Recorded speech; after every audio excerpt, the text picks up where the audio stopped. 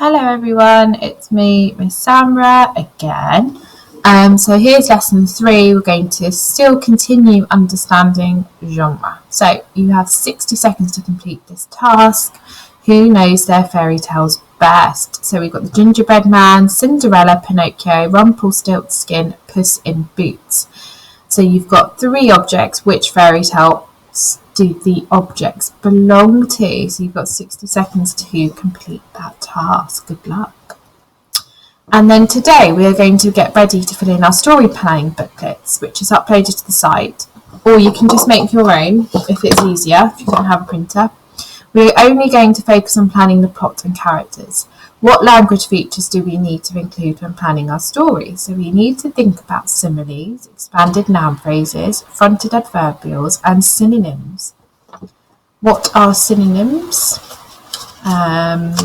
Some of you might not know this, so I'm going to explain. Synonyms are words that have the same meaning but are spelt differently. So for something like nice, you could have something like great or good or pleasant.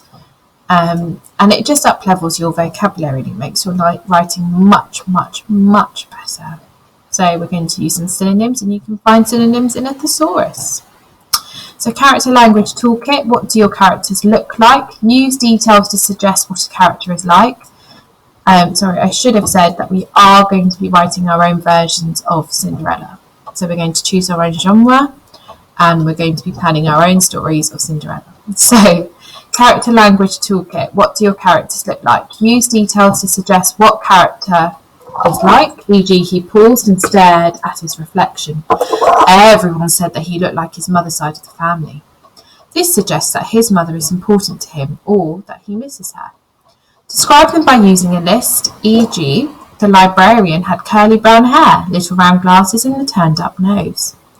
Use well-chosen adjectives and similes. They look like crows picking at the sand, caught in the wind's teeth. Mention a distinctive feature. For example, she wore a gold ring above her left eyebrow. Show how they feel through what they say. So in your stories, you will have some dialogue.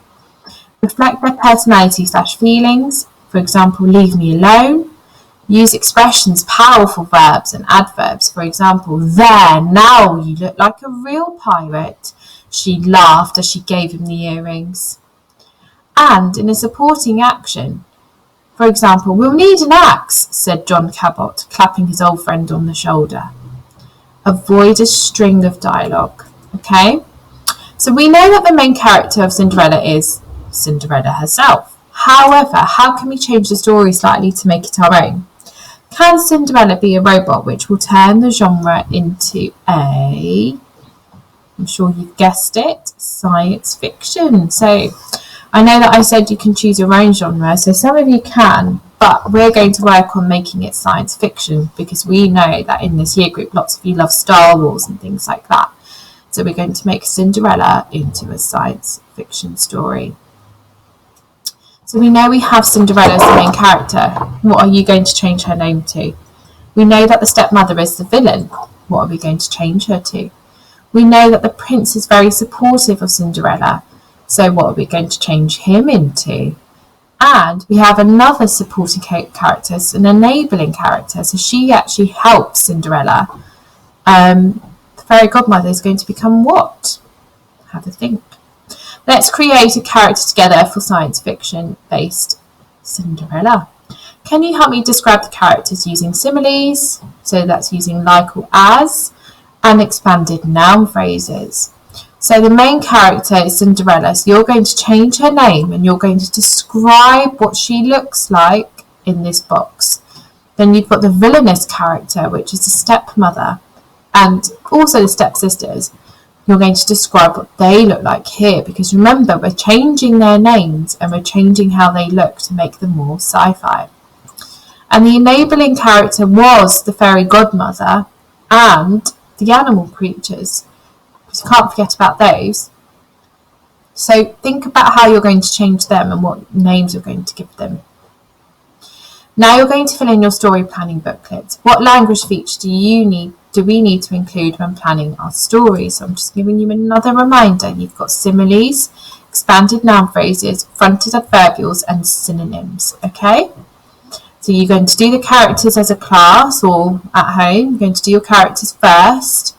And then the next thing you're going to work on is possibly the plot. And you just upload that to Class Dojo. So good luck.